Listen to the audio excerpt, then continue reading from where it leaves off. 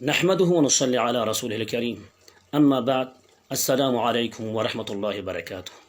دوستان گرامی، میخواستم یک حدیثی از احادیث رسول اکرم صلی الله علیه و سلم را حضور شما تقدیم نمایم.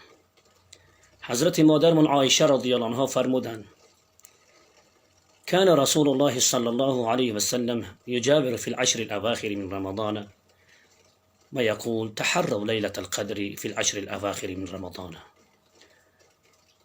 یعنی که رسول اکرم صلی الله علیه وسلم در دهه آخر ماه شریف رمضان کنار می گرفت، از خاندانش، از اهل عیالش، از چیزهای مباحات کنار می گرفت و داخل مسجد اعتکاف می نشست. و ما و شما امتانش را نیز توصیه دادند که در دهه آخر ماه شریف رمضان شب قدر را تلاش کنید.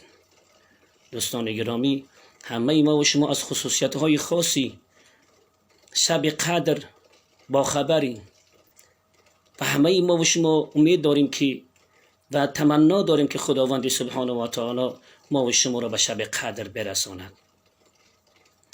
دوستان گرامی، یکی از علمای کبار به نام شیخ المغامسی 3 توصیه دادن برای موفق شدن به شب قدر. توصیه اول این است که از اول ماه شریف رمضان از خداوند سبحانه و تعالی طلب کنی که خداوند سبحانه و تعالی تو را به شب قدر برساند، موفقت بگرداند.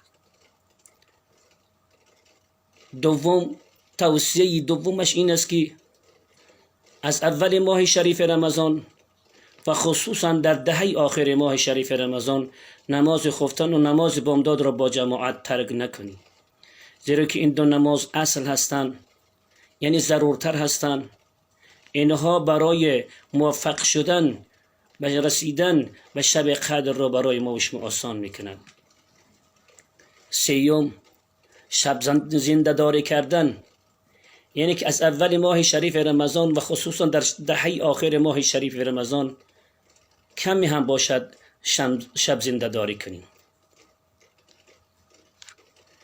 و هر کسی که نیت شب زنده داری کردن دارد، از نماز عصر، بعد از نماز عصر شوق و رغبتش را برای شب زنده داری کردن و برای موفق شدن و شب قدر را زیادتر کند.